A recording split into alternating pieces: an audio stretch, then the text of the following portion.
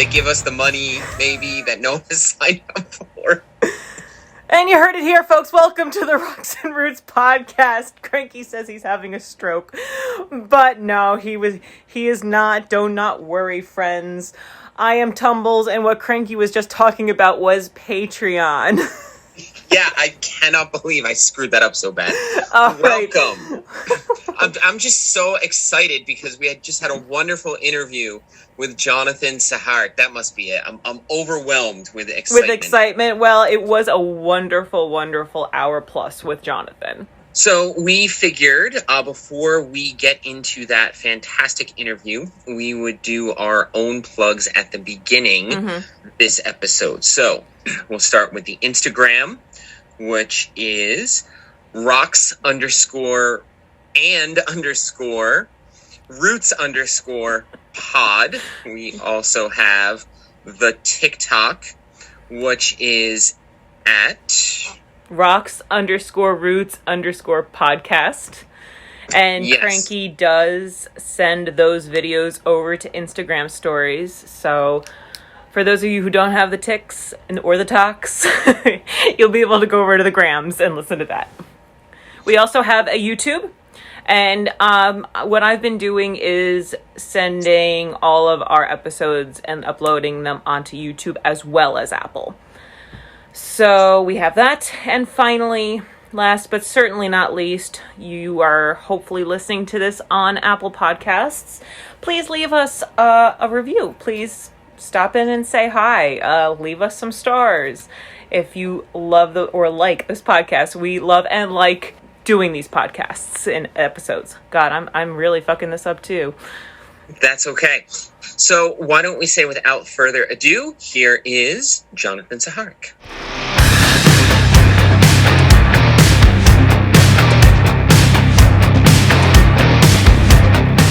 Well, good evening, Jonathan. It is so nice to chat with you this evening. Hey guys, it's beautiful, it is snowy, and it is cold. Here at least.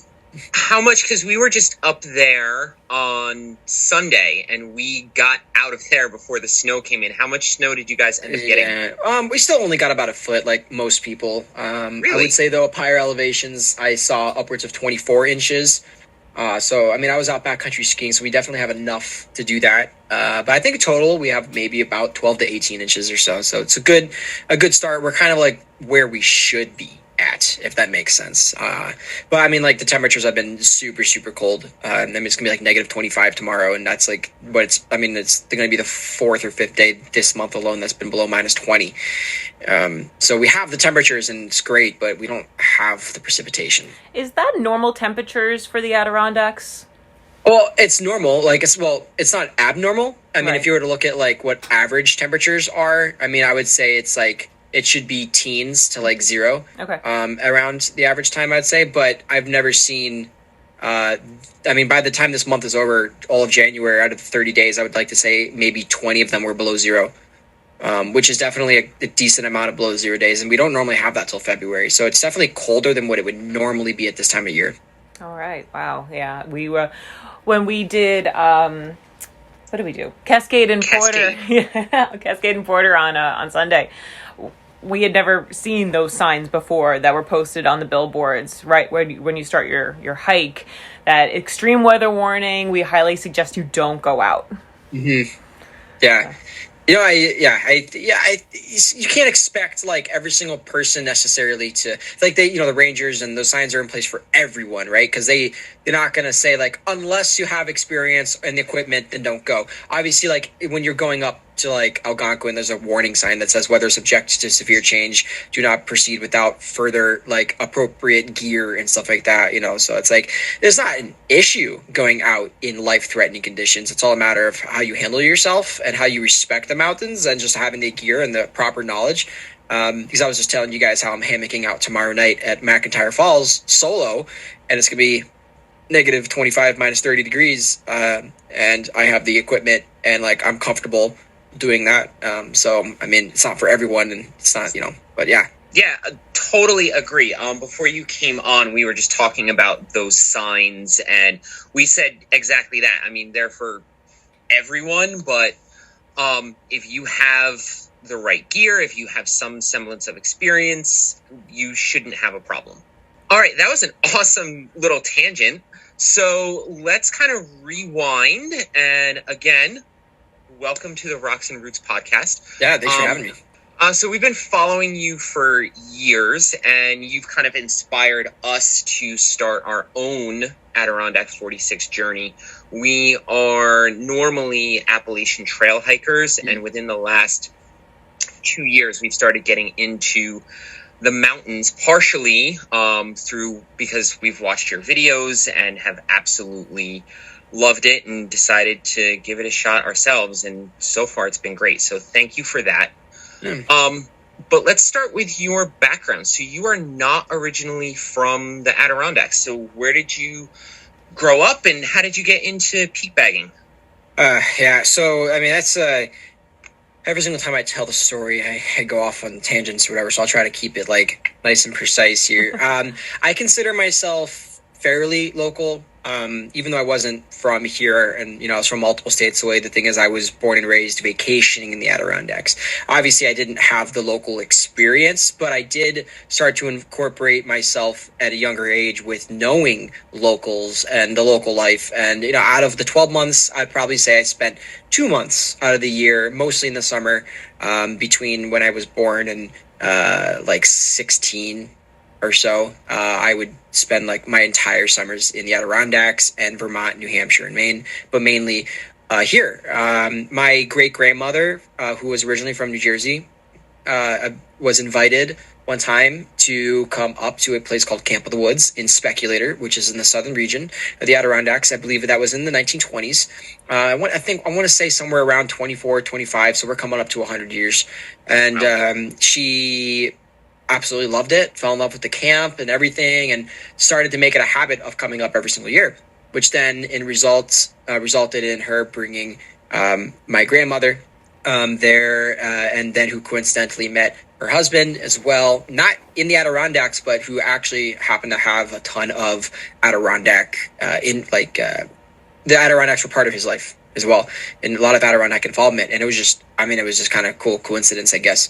And they obviously got married, had my mom and my aunts and uncles and everything, and we just continued it as tradition, statically, like every single year for the most part, probably since I would say like the 60s or 70s, but like there was definitely off and on years from the 20s to the 60s. So it wasn't every year, but it was almost every single year since then. And so then that's where like I'm fourth generation and was raised going to the same place that my great grandmother did, and spending time like hiking in the western region and the southern region, being out there like when I was younger, in some of the smaller mountains, and really being able to experience the Adirondacks. And I just became used to knowing what the Adirondacks were. So a lot of people that are from Ohio or whatever, they like later on in life or whatever discover the Adirondacks and like get into hiking and stuff like that. And that's like 90% of people, like they want to hike, they want to, they find about the Adirondacks and they either want to become a 46er or they were like, yeah, I was born and raised there, but I had no idea what was there. And then they fall in love with it again. But for me, it's like I did not live there, and I still came there, and I'd never appreciated the high peaks until I got into photography, late high school. And, that's when I started to really take it deeper and start to deepen my relationship with the Adirondacks, which eventually involved me realizing I wanted to move there, and to grow my career that I have now in photography and YouTube, and guiding here. And so I kind of just took it on me after high school to start really, because I realized how much I love this place, and I kind of wanted that for myself. And so I was raised in a very unconventional way, I guess you could say, but in a way that I think is very healthy, where my parents wanted me to do whatever. They were supportive in any way, pretty much. And they both like loving parents, which I'm very, very grateful for. And they raised me to have adventure, to want to step out and take those risks, and to not withhold, I guess, the abilities or the talents that we find ourselves having, and just kind of run with that. And I kind of just learned what it meant to like, take that head on and to try to make a career out of that, and live frugally as well. Because I'll tell you, it's not easy making a lot of money off of photography, especially landscape photography, because a lot of people are like, wait, because people always call themselves a photographer and a professional photographer, like, and whatever. But it's like, oh wait, you make a living doing landscape photography? I'm like, yeah, I know it sounds weird. It's niche because it's definitely really hard to do. So you have to have like the right things. But anyways, I eventually, I don't want to say everything like fell into my lap. I definitely put a lot of time, effort, and thought into just seeking out opportunities and being proactive with that and trying to make it happen here. And so now here I am 3 years later after living here full time.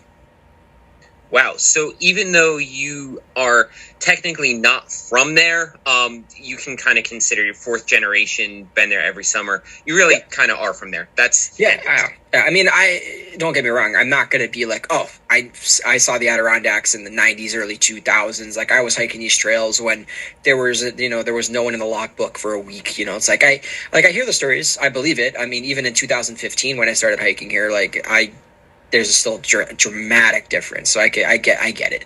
But yeah, so I'm on the edge. Locals wouldn't call me a local, probably, but a local by association.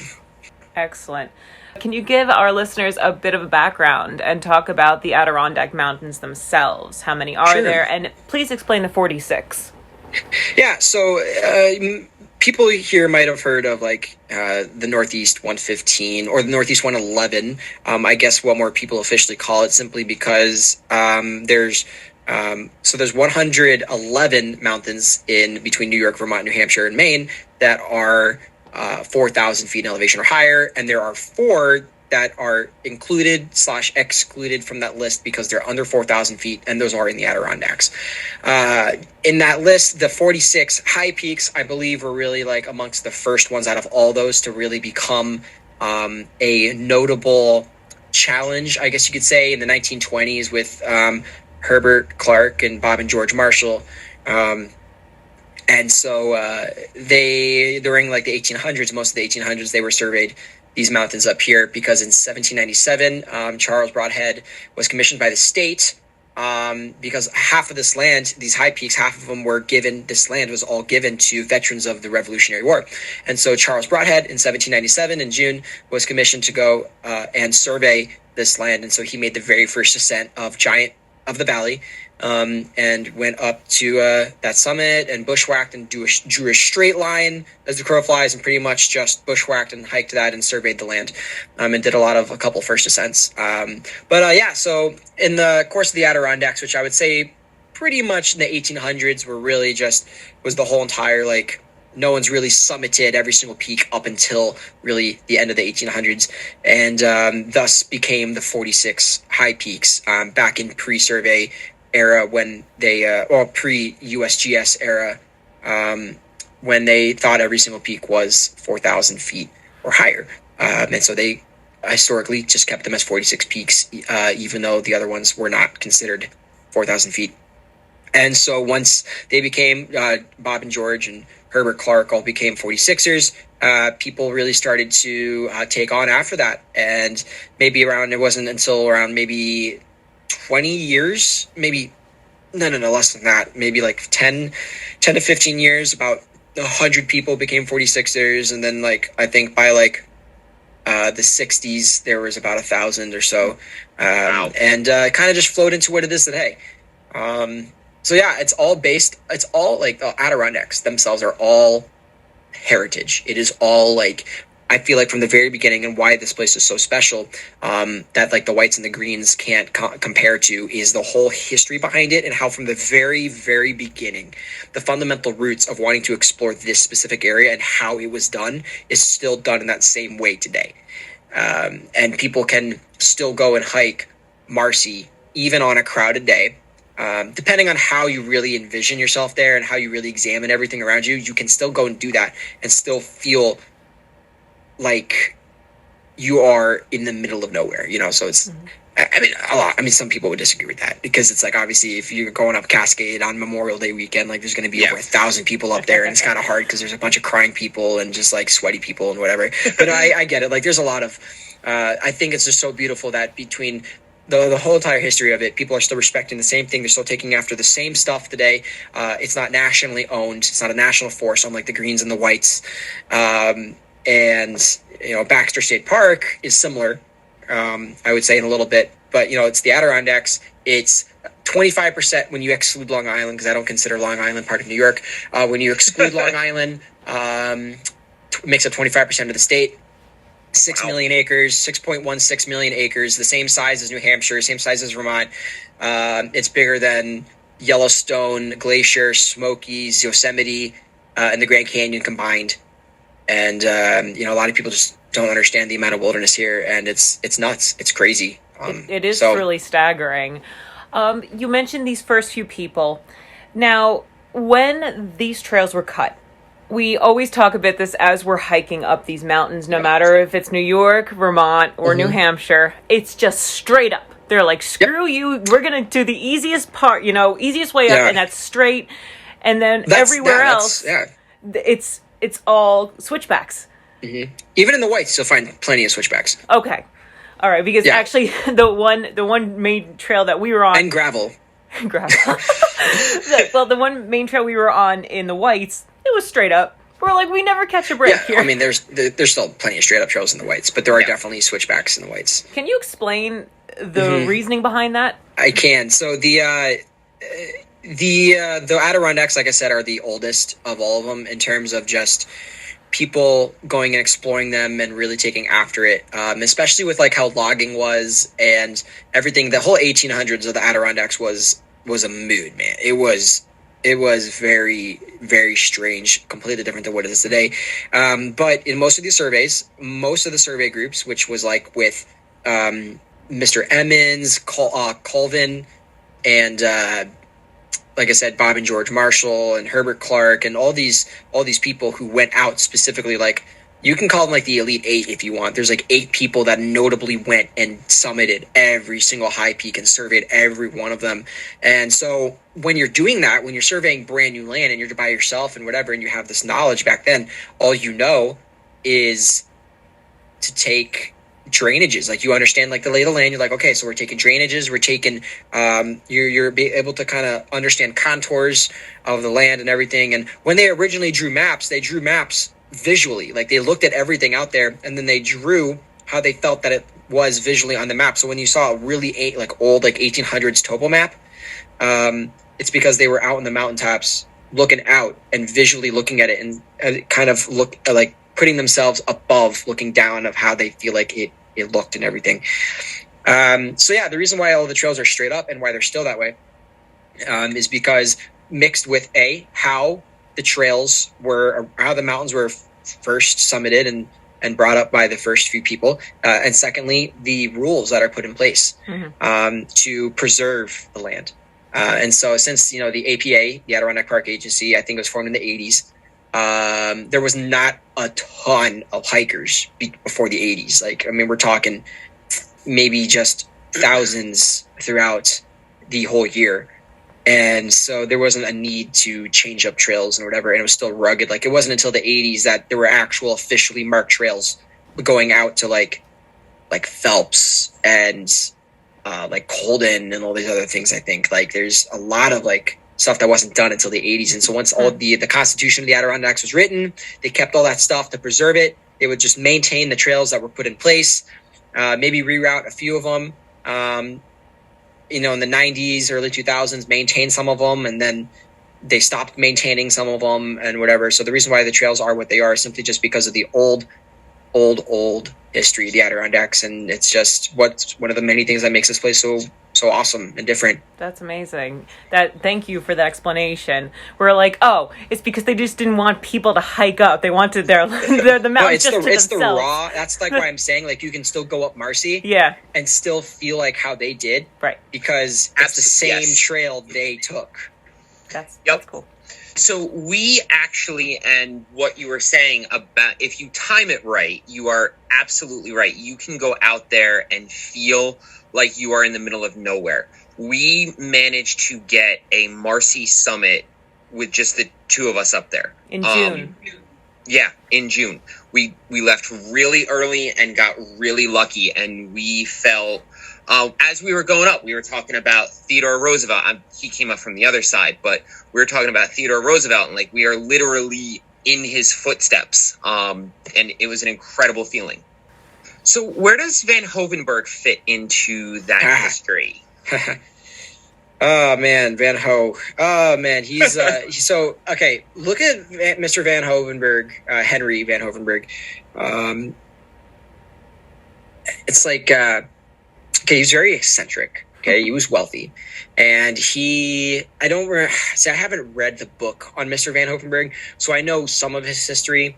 But I know eventually he bought land at like 1900, or like I think like in the late 1890s he bought what is the Heart Lake property, and basically just made it his own, and eventually met a woman named Josephine and wanted to marry Josephine, and for some reason her parents would not let her marry Henry, and after that heartbreak, apparently she killed herself in Niagara Falls. And so with this heartbreak, I know this sounds crazy, but I believe it to be true because it's what they tell you at the lodge. And he was so heartbroken, obviously, he named so there's Mount Van Hovenberg, which is named after himself, and then Mount Jo, which is Mount Josephine, and then Heart Lake to symbolize their love, which I really think is a double entendre because it also somewhat does look like a heart a little bit. I think that's how it is. And then there's obviously like the fire.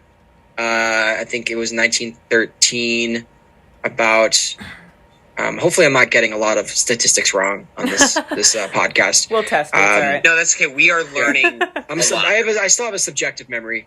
No worries. So Henry, like, he obviously he was friends with like the Marshall brothers and Clark and Verplank Colvin and all that, and he went out on a couple of their outings, I think, and whatever. But the only reason why he's so notable is simply just because he was the original owner of that land, which is now the Adirondack Lodge.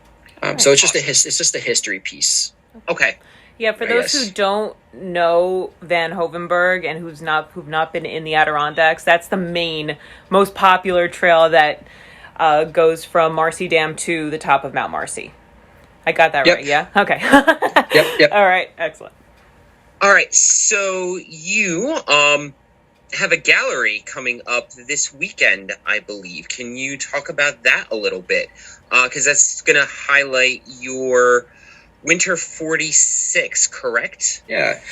So it's the show's called Winter 46, and I essentially in 2020 went and did a single season Winter 46 expedition, and my goal was to photograph all 46 high peaks in their own unique way, and then to bring all those images to the public at a gallery. So that was the original intent. That was the thing that allowed me to step out and really commit to the single season Winter 46, was just that I was shooting it I was doing it for a purpose rather than just myself. I didn't have necessarily a desire to do the single season winter. I wanted to become a Winter 46er, but then once this opportunity, I was like, oh, okay, I'm totally going to do this now. So the Winter 46 show then went live. It was originally supposed to be May, June, July of 2020, got canceled, got pushed to 2021, and we had it in May, June, and July. Well, June and all of July mainly. And I know eventually we were trying to get that to tour. And once the show ended, we were looking for some venues, and then The View in Old Forge came about, and they transitioned the show to there. And I know there was definitely a lot of people who missed it, and a lot of Canadians too. So hopefully the Canadians can come down and see the show now. But it's really cool. Like, there's just a room filled with like 55 large metal art pieces of every single high peak and in the one winter season. And so you can see throughout the winter what everything was like and see the whole journey unfold, and you can read about it. And so that goes from December 18th to March 19th. Oh, well, so it's gonna be there for 3 months, which is great. I'm excited about that. And but on the 22nd, in a couple days on the Saturday, I am going to be hosting a lecture, pretty much just talking about a lot of things like this, and showing my short film. And there's going to be like an ice bar and everything. It's going to be a fun little night. And then the following weekend on January 29th, I have the opening reception, essentially, of the whole entire event, and the other artists as well. So the View is a larger art center, I believe, than the Lake Placid Center for the Arts, at least in terms of like building sizes. And so they have like 3 different artists going on at the same time. And so we're going to have an open reception for the whole entire show. And like I'll be there, and we're going to have like a snowmobile movie and Olympic roundtable discussion and like live music and stuff like that. So yeah, it's really just, like I said, many opportunities that just kind of come about seeking and trying to grow my photography career here, because there's not, many people who are 24 years old and then get a whole entire gallery like exhibit in New York. Like, I know that's not like a common thing at all, and I'm just like really just mind blown about the whole experience and super humbled about it. So it's like, it's obviously, yeah, congratulations. That is wonderful. Quite an accomplishment. Congratulations. And Crank, we have to go. Yes, we are going to be back up there next month, so we will have to go. So where exactly is the View? It's in Old Forge. Okay. Yeah, so right smack middle Old Forge, cute little town. Actually, I have to admit, I've only been to Old Forge one time, and it was in the summer. Forgive me. Ever. Where is Old Forge in terms of Keene? It's like if you go to Inlet, which is already far. Okay. Keep going. It's like that. Okay. I think Old Forge is pretty much dead center Adirondacks. Like when you look at the whole map, it's dead center of the whole park. Oh wow. Okay. Yeah, we will definitely. We're going to be north of Indian Lake, northwest of Indian Lake, I think. Okay. Awesome. Yeah, we will be there. Parts unknown. Yeah. So, what is the Winter 46? What constitutes a winter season to do the 46 peats to make it count? Sure. So there's snow on the ground 2 months before winter starts, and there's snow on the ground 2 months after winter starts. But boohoo, doesn't matter. It's the same challenge for everyone, whether there's snow or no snow. It is within the time frame of not that exact winter solstice, but within December 21st to March 21st. And so you get like those 92 days or so to do whatever you're doing, and that constitutes it as a winter hike. And during your 46, what would you say was the most challenging of those hikes? So any single hike can actually be the most challenging one, right? It depends on the conditions you did it in, how you did it, and actually condition. It's all condition based.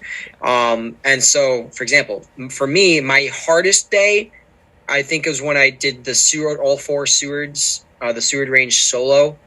And it was still like 16 and a half hours, and it was just rough. It was a really rough day. And the thing is, the only reason why it was rough is because it took so long. I tried to ski part of it, and I just wasn't that great of a skier, and I didn't save up any time, and I had to carry my skis with me, and the skis would be knocking snow on me, and then half the trail was unbroken.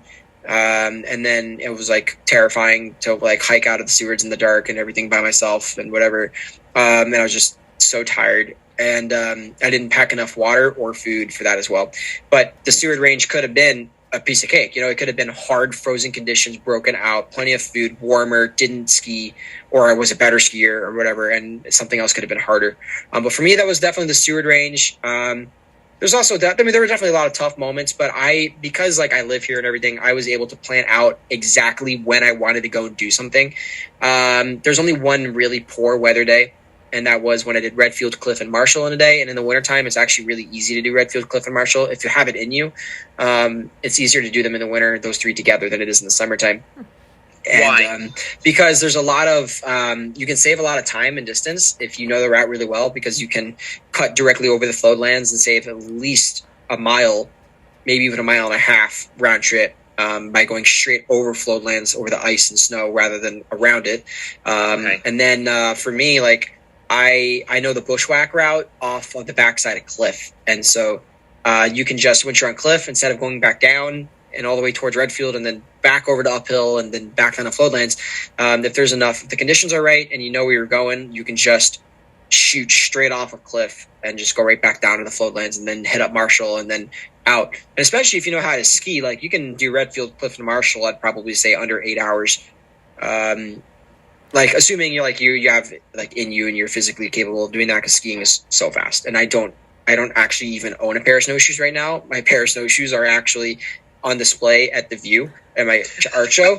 And so Great. I have to borrow if I need any right now, but I've really just been out with my skis. So you will never see me doing trailhead to trailhead on snowshoes unless I'm guiding anymore. Okay. Or I'm out with a bunch of friends who don't know how to ski. But I can't get myself to do it anymore because skiing is just so much fun. You know, we were actually looking at doing cross-country skiing in the next couple of weeks, and you were able to cross-country ski all of them? Are you able to? Can you? Okay, so, well, no, you can't really cross-country ski in the high peaks at all. Okay. You have to backcountry ski, which is a full entire, like, imagine you take downhill skis. Okay. But they're designed to, they have a completely different binding, completely different boot, like cross-country skis. So they take like a cross-country style and then put that on a downhill ski, and essentially that's what an alpine touring backcountry ski is like. So it's like wide, it's like a downhill shape and everything. It's got scales in the bottom. And then you have a specific binding that allows you to walk in it, and then, you know, like ascenders in the back for your heels, and you have a specific boot that flexes and whatever. So that's like, you know, when you see people mountaineering and you're like, they have skins on the bottom of their skis and they're going uphill and stuff like that. So that's what that is. And so like you're skinning up the trails, like you can skin all the way up to Wright Peak, like all the way to the summit, and then take off your skins and then ski down the Wright Peak ski trail. You know, so it's always ski down from Marcy or whatever. And, you know, the trails are wide enough and they have specific sections. And when there's enough snow, you can, and you're obviously skilled enough, you can just rip down your skis like you're going down Whiteface or something like that on the trails. So is every single high peak skiable? I would actually say yes and no. Obviously there are people who have skied all 46. And there are people who are still currently trying to do that. And, the reason why I say yes and no is because it is obviously possible to go car to car with your skis on every single high peak, but unless someone tells me that has done this otherwise, okay, I don't believe it is possible to ski every single high peak how you would on snowshoes, as in like on the trail only. Okay. Because there's certain trails that are just so, like, I would be terrifying to go down them because they're so narrow. Yeah. There's so many trees and whatever. Like it's called survival skiing. So in order to ski every high peak, you need to actually like you need to like bushwhack off, ski off other sections, and not necessarily take the trail directly. Because I can't imagine skiing down something like Redfield, you know, or something like Phelps. I can understand, like with a lot of, you know, or things like, you know, you're skiing like Saddleback, you know, like it's strange. It's just, I don't know. It's terrifying, you know. But if you can ski in the Adirondacks, you can ski anywhere in the world. I'll leave it at that. Wow, that's an education for us. You'd hear that for most skiers out here. If you can backcountry ski, like ski the slides, ski the blacks or double blacks at Whiteface, take out your skis and rip the Marcy and come back here, and you're okay. Like you can ski pretty much anywhere in the world. Obviously, I'm not telling you to then just go up to like something in the Dolomites and like rip something that's like avalanche prone, but for the most part. Okay, I mean that does change our plans a little bit, Crank. Yes, absolutely. Cross country skiing is good. I recommend metal edge. The only thing, like if you don't have metal edges on your cross country skis, then it's only meant for like in track. But if you have metal edge cross country skis and you know how to handle them well, like you can like pizza, you can like turn and whatever, then you could manage going down like to Marcy Dam and back, or like doing Heart Lake Loop and stuff like that. So there's definitely manageable stuff you can do, but it has to have like metal edge. Thank you. Yeah, that is one of our goals this year, to start exploring that. So thank you for the education. We will definitely take that into account. You are currently working on a red line. It's actually a great tangent into this.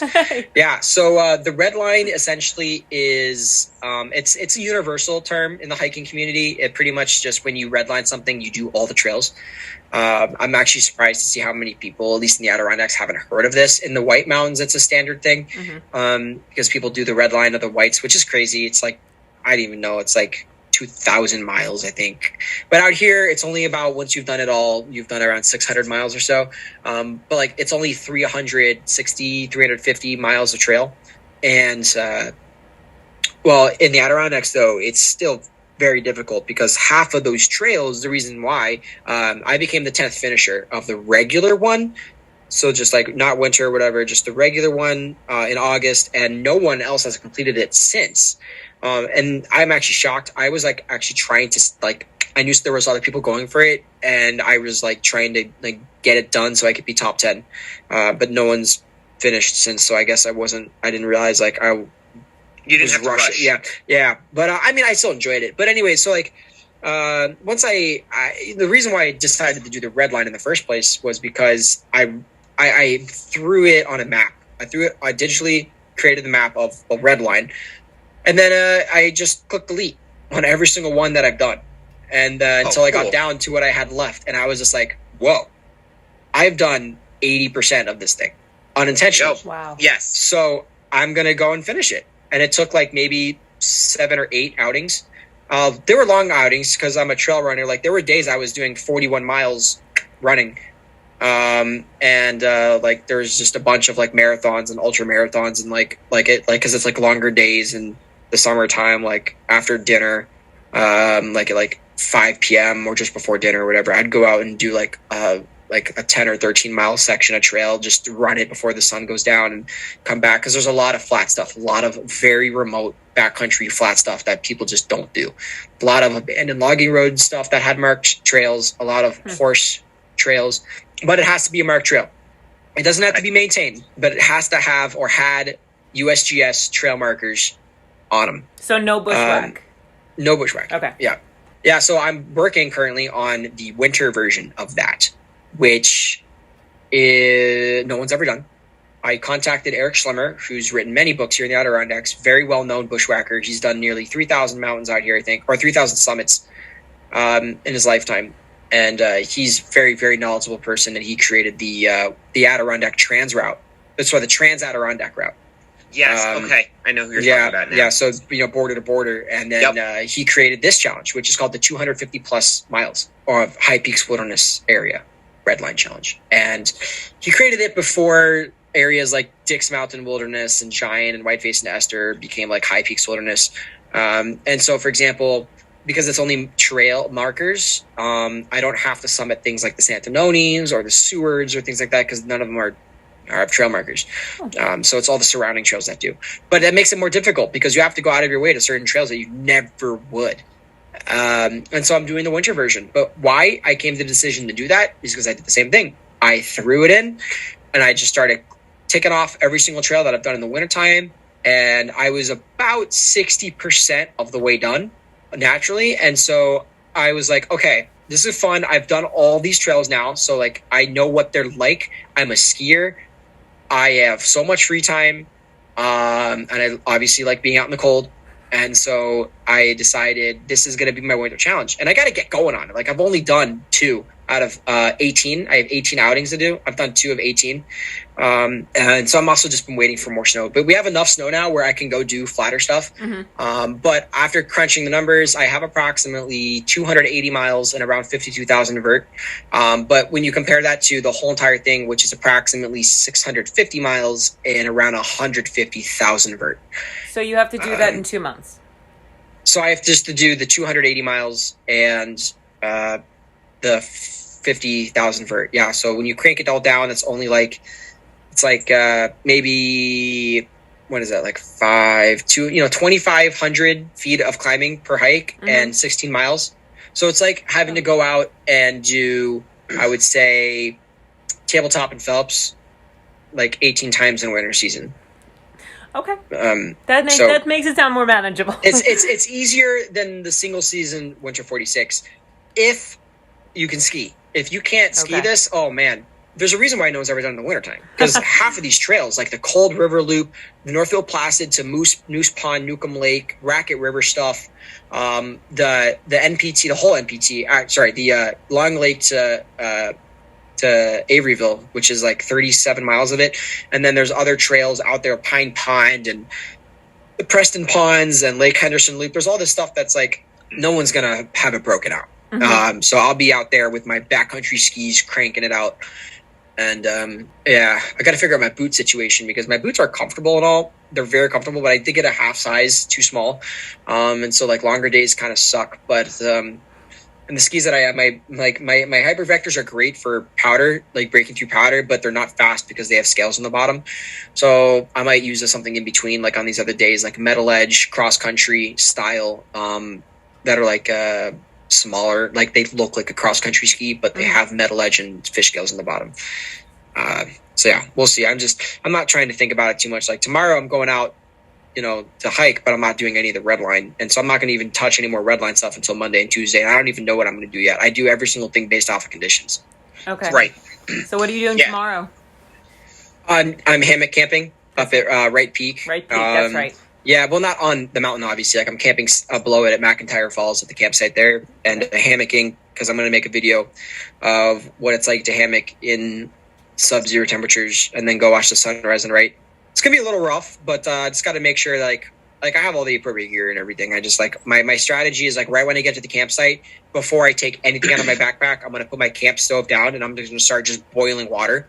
For no reason except to just have warmth there because I can't have a fire or anything. So I'm just going to boil water and then like I'll have something that I can just like maybe like I'll have like an extra algae and I'll just put it in and leave that there overnight and whatever because I don't want to boil water in the morning or whatever. But I don't know. It's like negative 30 degrees is no joke. I mean, that's a lethal temperature. So I just got to do this right. Is that with wind or is that static temperature? That's static. Wow. So what's it going to be with wind? Well, there's not. It's actually forecast is showing little to no wind. Oh, thank God! Wow. But I would say like, if there was Wright Peak is windy, but if there is wind, like let's say 20, you'd probably be looking at like 60 below, 65 below. Didn't you do a hike a couple years ago, and it was such a wonderful video? Well, wonderful, subjective. Definitely a lot of people in the people that I have people that I've had to take time to get to know me, to change their opinion on me, I guess. A lot of those people, and I don't blame them. Before I knew anything really about winter hiking, like I was like, oh yeah, I have like 8 or 9 winter summits, on me at that time. And it's like, I got all the gear and whatever, but it was like 80 degrees below zero with the wind chill. And it was in a cloud too. So it's even more dangerous and whatever. And so the video made it look like I was being very reckless. But I still did it though. It was like, awesome. There was one point where I felt like, okay, this is actually really bad. Like I was close to borderline, like a red zone on like my toes at one point. I did do that. I would definitely even like be better now doing it because I have like the right gear and everything. So, but the muse is what I love. The cold doesn't bother me. Like the reason why I am hammocking tomorrow is because it's that cold. Like I'm like, okay, sweet. If it was minus 20, not cold enough. It has to be approaching negative 30 degrees. Like for me to really like, okay, it's worth it to go out there. Like I got to say like, okay, there's a good chance this is going to be the coldest day of the winter season. All right. And based off of everything, we could get a minus 35, minus 40 degree day in February if this keeps going. Yeah, going back to that video that you did, I loved that video, and I was really sad because I can't find it on your channel anymore. I don't know. That's because you have to be a member of my YouTube channel. Oh, that's a member. Yeah, okay. It's a membership only video. Then I'm... that and my trap tyke video. Okay. Which I'm not going to recreate. I've decided I'm never going to go and recreate that. Brian Hikes All Day has a really great trap tyke video, and I'm just like, whatever. I'm not going to touch it. I don't even care if I do it perfectly. Like I have 2 winter ones, up on there. Or I have 2 winter scents. I have 1 winter trap tyke video, which honestly no one else really has. So it's like I'll just keep that there. All right. Because Brian, if you're listening to this, I know you don't know how to winter climb the trap dike, so that's why I'm going to keep it. But his trap dike video is amazing. Say again? You're absolutely right. His trap dike video is fantastic. It's like you watch it, you'll know exactly what you're getting yourself into. But I picture Brian like I would say this to his face. I picture Brian like obviously he would want to use crampons and ice tools. That's how he'd want to do it. But I just picture him being like, I'm just going to send it, and he's going to just climb up in his snowshoes and an ice axe and just try to get all the way up. And once he gets to the slide, he's going to just butt slide down, with his ice axe, freaking out, going like 50 miles an hour. Well, you've skied down the trap dike. I've skied down the southeast slide, which is behind it. Definitely sketchier. Like I started really backcountry skiing last year, so really only after a month and a half of skiing, I was already going out onto the slides. But that's because I specifically trained for that kind of skiing. I didn't like start at like the green squares and stuff like that at Whiteface. I was literally put on a pair of high-end backcountry alpine touring skis. And there's a very difficult trail on the backside of Mount Joe that's like expert only. It's like an abandoned black diamond glade trail, like at Whiteface, you know. And they're like I skinned up it and everything I was with the group, and I was like, guys, are you sure? He's like, yeah, you'll be fine. And so they sent me down this trail as the first time like I'm really going on skiing. And then once I got to the bottom, I was taught so well. Once I got to the bottom of it, I was like, I could go back up that right now and then go back down by myself. So it's like, it all depends on how like the people you ski with and how they train you and how easily you can, I guess, catch onto it and everything. But I would say like there's probably not many people who skied and then after a month was already skiing like the hardest stuff at Whiteface and whatever. It's only because like how like being taught well, you know, teachers go such a long way. And I specifically sought out to ski that specific type of stuff and be taught that specific way, right?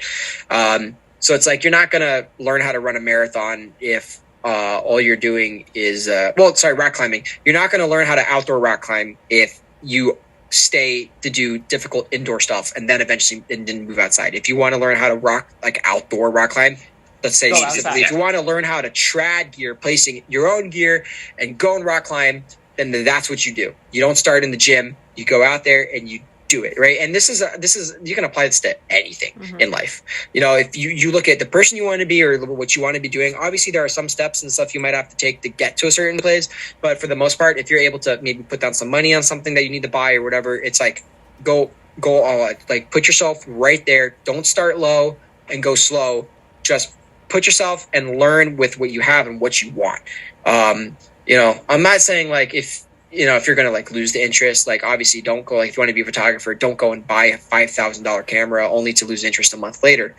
But it's like put yourself around the people you want to be, start trying to learn specifically how to edit and shoot the exact types of images you want and putting yourself in that environment, right? To become that, force yourself to become what you want to be. I guess you could say, because I mean, there's so much truth to you can set your mind, you can do anything you set your mind to. Like obviously there's leeways and stuff in there because like if you're like disabled or you are like impaired in some way, shape or form, like there's some things you won't be able to do as well as other people. But like for the most part, at the end of the day, the ones who will succeed are the ones who want it the most, you know? And I think there's so much truth to that. The ones who are getting up at 6 a.m. or starting their hike at 11:30 p.m. at night to watch the sunrise somewhere and not even make it in time for sunrise. You know, like those are the people like that are I don't know, like those go-getters, the grinders. So kind of just back to the whole skiing question. No, that was I enjoyed that. No, that was excellent. So, like, You're absolutely right. The trap dike, like I learned how to ice climb here and everything. So the trap dike, when it's in good conditions, like you don't need, that's not insane. It's not terrifying unless there's no snow and it's pure ice. Then it's just like, it's like a very technical, you need ropes and gear placement the entire time on the way up. But for the most part, later winter, you can just go straight in and just like ropeless and just go up with an ice tool or two and your crampons and just go up it. And then, I mean, if you know how to ski like really well, like I would like to ski the trap dike by the end of this year. It all depends on, you know, like I might end up making that my last thing that I do this winter. For my red line, because I do have to hit the backside of Colden for the red line. And I had myself skiing down the Couloir slide, but I will be skiing that day, whatever it is, and I will ski down a slide. And if the conditions are perfect, like I would totally love to ski down the trap dike. So, I mean, I don't think I would just be ripping down it like a pro. Like, I'll take my time and everything. It's not as terrifying. Like, once you know how to ski, like, and you kind of understand the environment, it's not as terrifying.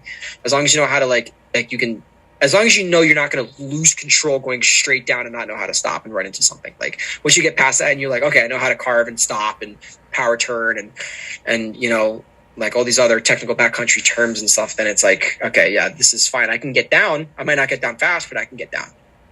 All right. But if you get down, then you skied it, you know?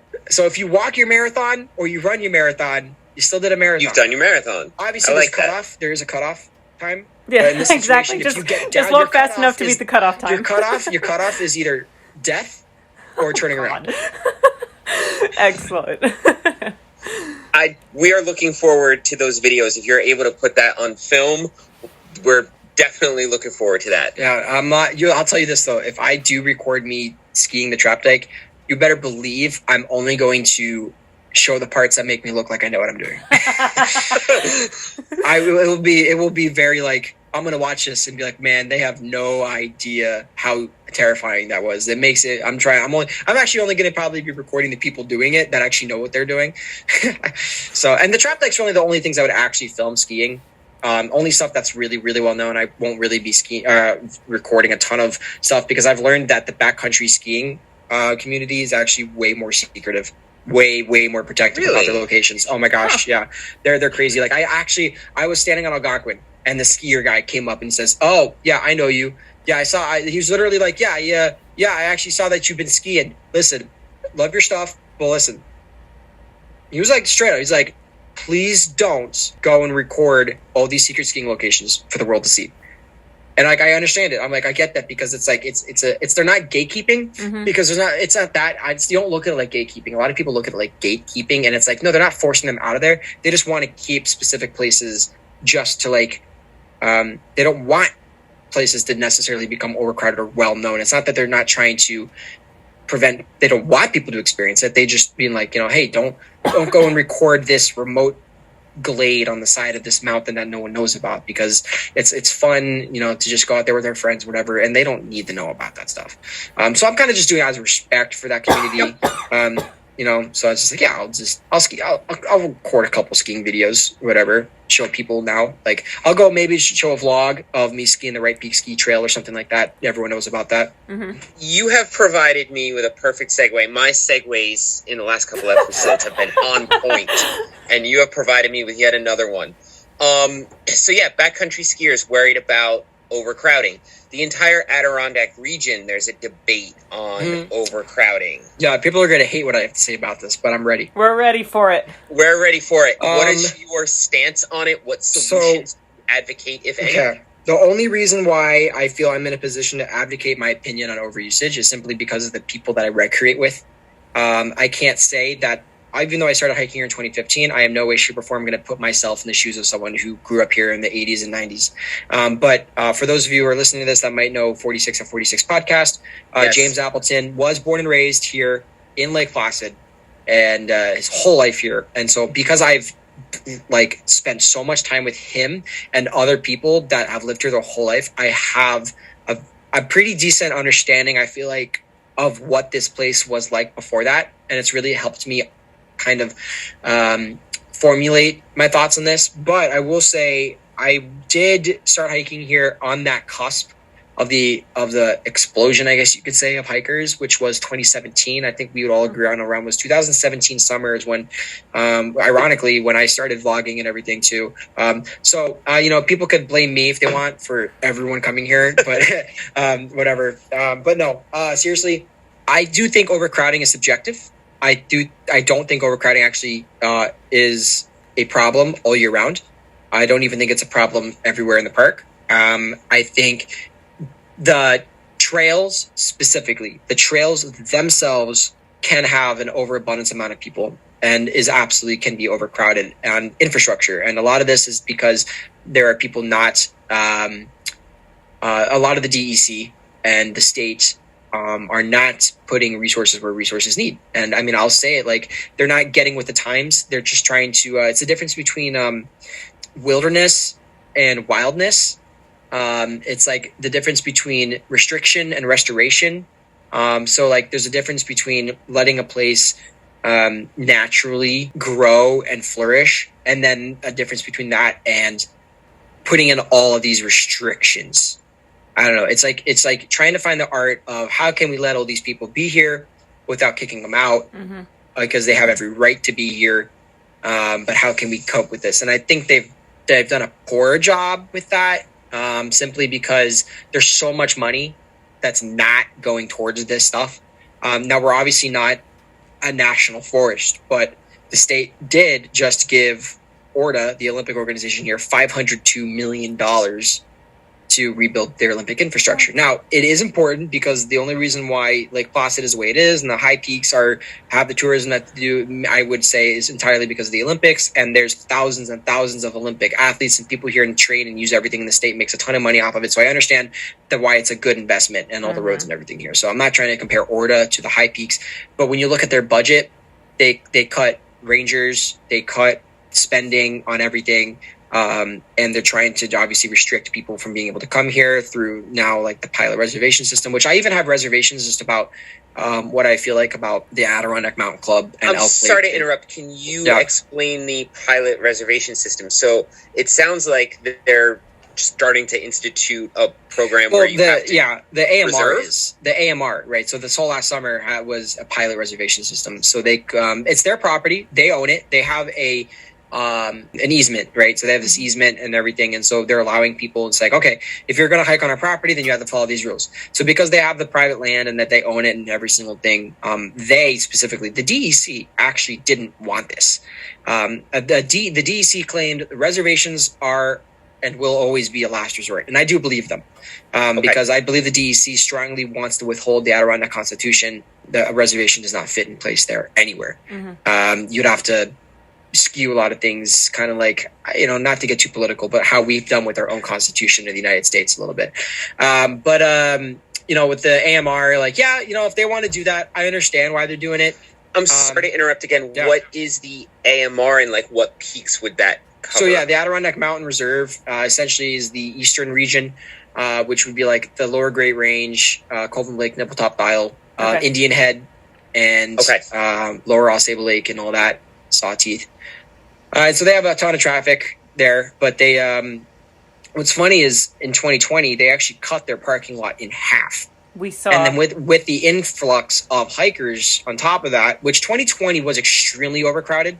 I will say was definitely overcrowded for what it should have been, but it was down at least 30% in 2021 since then. But the AMR, they own a ton of land. People are going to quote me on this, but I want to say it's like 25,000 acres, maybe more, maybe less. And they used to have a ton more. They actually used to own all those summits, but then the state bought that land from them. They put the pilot system in there, and a lot of people weren't happy, especially because the state themselves actually blockaded most of the pull-offs within a mile up and down of that place, which prevented a lot of people from being able to rock climb and stop and see the scenic waterfalls and all this other stuff that are just for people that aren't trying to go to the AMR. And so people trying to bypass and sneak in without a permit and whatever. And I don't know. It was frustrating, but I didn't actually really hike that. I actually didn't hike at the AMR at all between April and October. Coincidentally, I just didn't need to get anything in there, and I just was kind of avoiding it. So kind of back to the money and everything. Like, I'm not trying to say I'm taking this from the words of a ranger, one of the head of the Rangers. I'm not going to say his name, but he said the problem that we have is there's not enough rangers and there's not enough infrastructure, and the infrastructure could be trail work and parking. Because there's this whole controversy with building upon the land, and the thing is, when you're building into wilderness zones, that's different than if you own private property there, state or non-state owned private property. For example, the Adirondack Lodge, or the AMR wanting to expand parking, completely understandable. They want to build a new parking lot at South Meadows. They want to build stuff along the Jackrabbit Trail as well. And Matt Van Hovenberg has created that huge 300-car parking lot and is rebuilding that route for Cascade. And they're going to be closing the regular trail and probably putting up posts as well. I'm going to assume they're going to probably put posts there as well to prevent people from being able to hike that trail and close the trail. I just did air quotes for those who are listening. So they're slowly getting at it, but they're going too slow. Mm-hmm. And so overcrowding is only existing because the infrastructure is not put in place for the amount of people. And so, yes, it seems overcrowded, but the thing is, it doesn't have to feel that way. It doesn't have to be that way. I could literally go to the lodge right now and I would probably be the only single car in the entire parking lot right now. Probably. On a Wednesday night, today's weather wasn't even that great. Like, and it's going to be cold. I probably not a single car at the lodge right now. Now, obviously, it's middle of the winter, but like, I've lost track with how many times I've been the only car at the lodge. I've been the only car at the lodge, Elk Lake, the AMR, and Cascade, like middle of the day. Like, you know, I have. And it's like, if you, like, there's specific things that might need to be put in place to restrict specific things, like on Saturdays. So I think what the AMR should have done was restrict the amount of people that can park there and permit only the weekends. I think there's something to be said with weekend hiking in the summertime, in the fall. That makes complete sense. That's why they don't do the reservation system in the wintertime, because there's not that many people. And I do think the winter will always kind of, I don't think it's ever going to be where the summer is today. There's definitely always a lot of people like out, like when you get towards the end and it's like March and it's like, you know, 45 degrees and sunny and it's like tons of snow. Like, yeah, there's plenty of people here. But yeah, I think overcrowding definitely subjective to how you look at it. I will say there is overcrowding and there isn't overcrowding. There's so many different ways and it can be dealt with in so many different areas, and there's so many people divided about it. It's just a really touchy subject. And like I said, with not being here like my whole life, my words don't hold as much weight for how I feel about, like, because obviously even though I live in Lake Placid, I don't mind the people. I love the people. I want people to come here and see these mountains. I think it's great that we're trying to implement that the lodge is implementing a brand new info center where Cascade Cross Country Ski is on 73. I'm trying to make more educational content myself and people are really trying to push all that stuff so that when people are coming here, they're not idiots. And, you know, running up and down the trails in flip-flops, jeans, blasting music with a single water bottle, trying to go and hike Marcy for the day. You know, some kid from New Jersey, some kid in New Jersey in the last week of May wanted to go hike Marcy and then getting stuck in the snow at Four Corners. Like, that happens. But ranger rescues are definitely down, whatever. But yeah, long story short, we need more rangers. We need more infrastructure, money to be put in, and people need to be okay with growing that, because we're not trying to become a national forest here. We're not going to restrict people. We shouldn't restrict. We shouldn't put permits in place. It should simply be freedom of the people to come here, hike, recreate. So what? Because guess what? As time goes on, more people are going to learn about this place. It's not because of anything specific. It's just we're in the future. We are in the future. Like, this is the future. Like, I mean, it's bound to happen. And now we're going to gatekeep. We're going to shove people away. No. If you know how to hike here properly, you have the right knowledge, understanding, and you're respecting this place, there can go ahead and be 300 people climbing Marcy in a day. But based off of like what the summit stewards and stuff like that, they come up with, like, I mean, I think this last summer there was one time that they had to do, like, before the summit steward even got to the summit, there was already 3 different people she had to call in for like tickets, and like rangers had to come up before she even got to her post for the day. So there's still always going to be people who don't know what they're doing. And obviously the more people that hike, there's still going to be then more of those people. But that's where it's like more rangers, more people patrolling trails to inform people, because if you give them a ticket, they're going to learn. You get a ticket speeding in a specific area, you know, the cops always sitting around, you're probably not going to speed in that area, you know? They're looking out for your safety. They're not trying to give you a ticket because they want the money. For example, okay, I'll say this and then we can move on to the next question. But people don't realize this, okay? Snowshoes. When I say it's illegal to not wear snowshoes, it's not like, we just recommend you wear snowshoes when it's more than 8 inches. No, this isn't you're just going to get a ticket and you can continue on with the hike because you didn't have snowshoes. No. If they turn you around, that is the single best. I don't care if you were halfway up Marcy. If they turn you around, that is them being gracious, because they will give you a ticket up to $250 or 15 days imprisonment in jail. Okay? Wow. That is actually in the book, the DEC's rules and regulations. It is a $250 fine, up to $250 fine, or 15 days imprisonment. The only reason why you'd get imprisonment is if you refuse to pay the fine and you refuse the ticket and you refuse all that other stuff. Obviously, their last resort, but I don't think anyone has gone to jail in recent years for not wearing snowshoes. But that's how serious they are.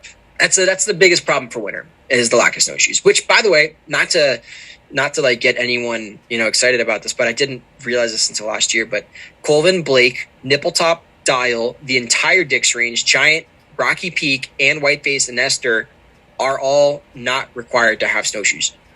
Because they're not high peaks wilderness, right? But okay, so hang on, I'm going to correct myself too and say they are. So giant, so the Dix Range and Colvin Blake Nippletop Dial, those are all now eastern high peaks, but they have not signed over yet the official rules from the original wilderness zones. So Dix Wilderness was the Dix Range, Colvin Blake Nippletop, and Dial, and so even though they are now eastern high peaks, the name has switched over, but the rules and regulations still haven't officially. So it's still technically Dix Range Wilderness. And turns out you can have fires there. You can have a fire like 150 feet off trail, like hiking freaking Nippletop. Like, it's weird. Like, I guess, yeah, there's so many rules and regulations, and people just automatically come in and assume like, oh, you have to have snowshoes. And obviously you should be using snowshoes. Yeah, I was going up Nippletop once guiding, and a group of 10 people came trudging down the Elk Pass Trail without snowshoes, destroying it. And I even called the rangers, and they said they were going to do something about it, but I don't know what they ended up doing. But yeah, so it's weird. Hopefully they'll adopt those rules soon. Because snowshoes are necessary in all of high peaks, any wilderness zone. It's also just like drone usage. I can go to like Silver Lake Mountain or something like that and fly my drone legally, but there will be someone up there that would tell me I can't. And I'll be like, no, I can, but I'm not going to, because I want to respect your desire to hike this mountain in peace. And you don't want to hear, the whole time. So I won't fly it because of that reason. Yeah. No, that definitely was educational. Thank you for letting us know about the rules with fires, because we just assumed they weren't allowed anywhere. So that is really helpful. There are discs that are put in place and like certain on the campsites there that say no fires, but I would really, really be curious to see what the rangers would have to say about that, because it's kind of like those one of those things where it's like they might have that there, but it's only because they're just trying to get people to not have a fire when you legally can. Because I am a very crafty person, and if there's a rule to get away with, and where it would be for my benefit and it would actually work better for my favor, then I will actually do that. I am a loophole finder. That's, I think, one of the reasons that I know Jonathan Zaharek might be a controversial topic to some people, because Jonathan's always like that guy who's always gonna, I've been told I'm the person, I'm going to be the reason why someone has to get rescued, or like I've been told, and these were like earlier years, like I've been told like, like whatever, stuff like that.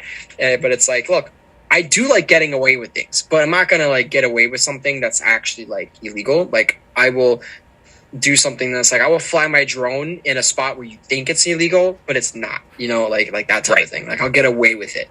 But that's because like there's loopholes. If there's a loophole, if it's going to benefit me, I am a little bit of selfish, but like, hey, I'll do it because I mean, if I can have a fire here, I'm gonna have a fire here. It's legal. It's not even a loophole. It's like, legal. If I know, right, it's legal, but they want you to think it's not, the type thing. But I just be careful showing that stuff to other people. It would just be for like myself. Right. Like I'm not gonna show that and put that out for other people, other than what I just said just now publicly.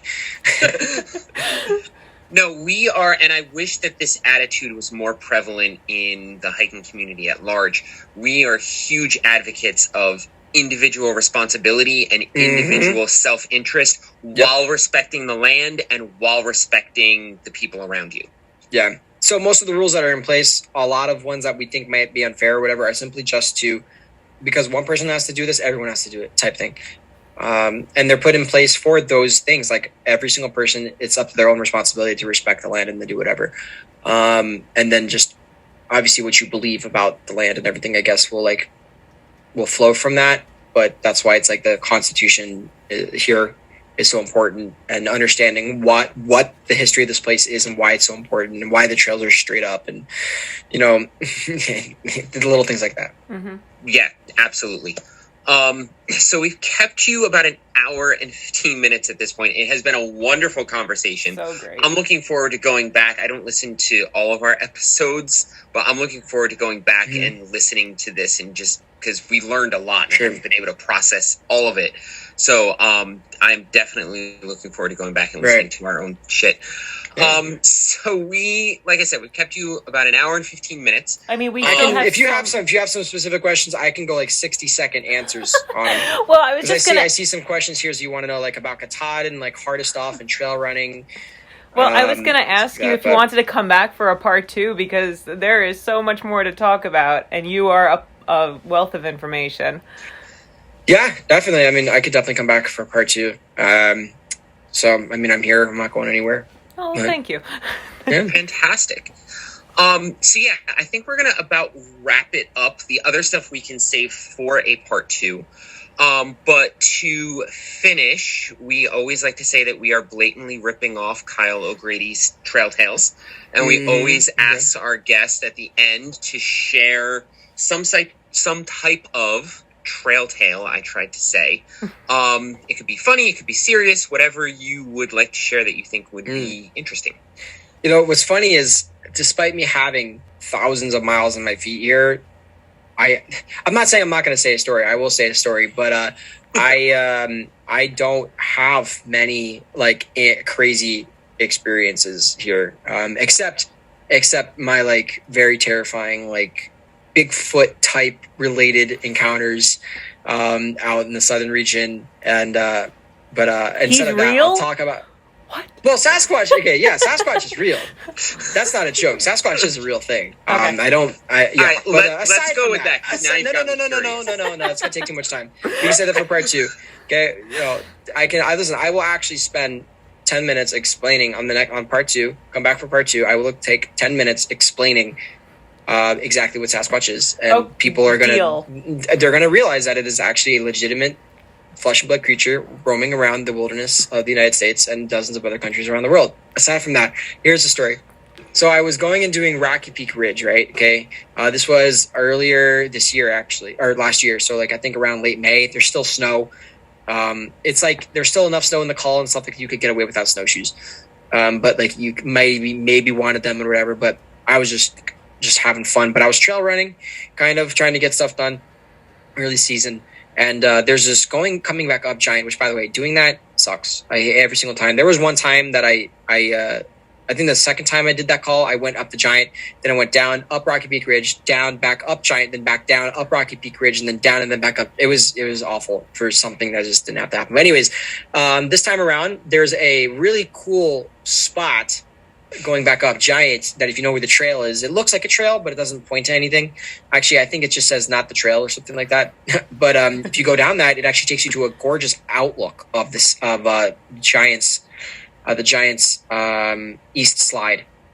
And I went out to that for the first time, and you know, it was like maybe my 9th or 10th time up giant, and I was like, this is you know what, I'm here, I'm gonna chill out, I'm just gonna go to this. And I was with some other guy that I met up with going up giant, and I went out to the slide, and I was just like walking it, looking. I'm like, this is pretty cool. You know, we walked out into the slide a little bit. I'm just standing there and just feeling the breeze. And the guy that I'm with, he says, "Is that a bear?"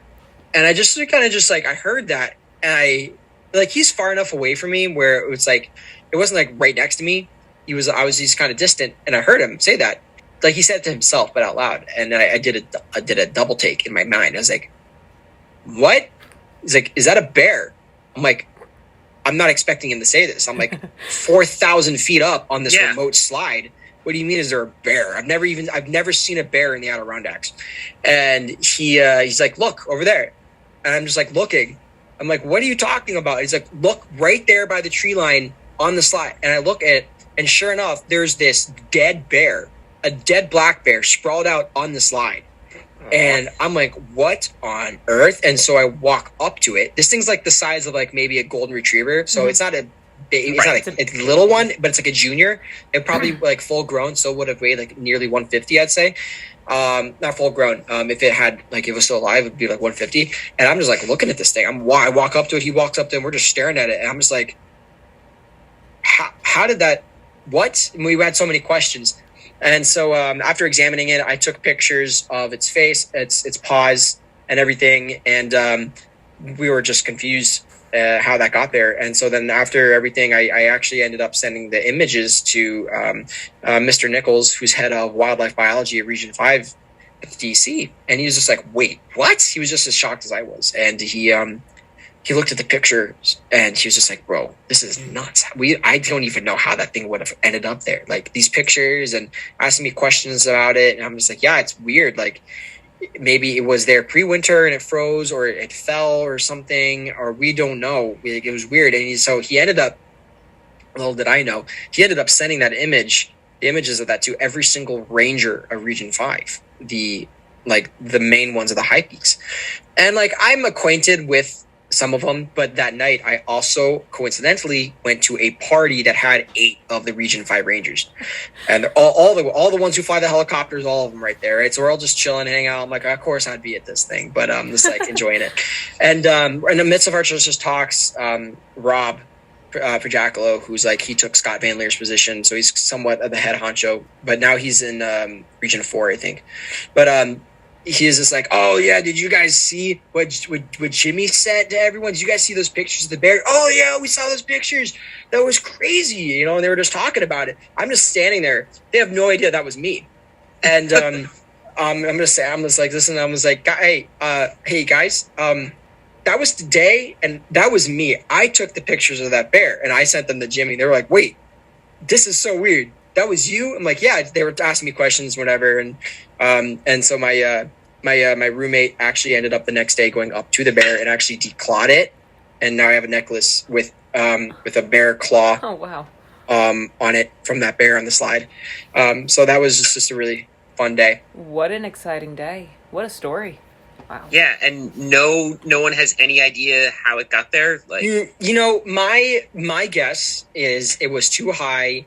It starved, and it might have fallen. It either fell from the top of the slide and rolled down, or it got up there somehow in the winter. Because, like I said, this was like May.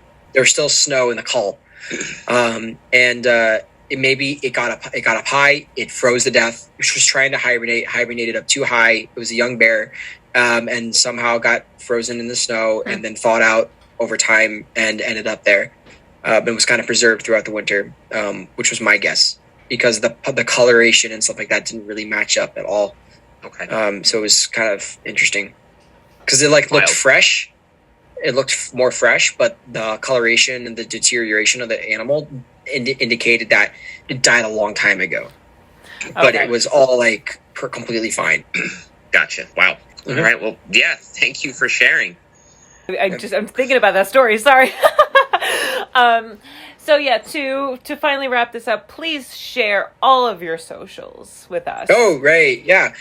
Jonathan Zaharek, Jonathan, how it's supposed to be spelled. Zaharek, Zaharek, how it sounds. And you Google that. That's going to show you everything. My website, YouTube channel, Instagram. My YouTube channel and my Instagram are just my first and last name. My website's jonathanzphotography.com. And you can follow me on there. I'm not posting daily to my YouTube channel. I'm posting monthly, but I'm trying to do it weekly or bi-weekly now. But I always say that. But I am posting almost daily to my Instagram story, which a lot of my nitty-gritty, what I'm doing on a day-to-day basis is on my Instagram story. So yeah. Cool. Well, once again, thank you so very much for coming on the podcast and chatting with us. Folks, if you're listening in real time, please go visit the View Art Center in Old Forge, New York to see some of Jonathan's work. It really is spectacular. It is on until March, so you do have some time. And other than that, Jonathan, if you could just stay on after we close it out, thank you so much again. All right, folks, we will catch you all on the next one. Ciao.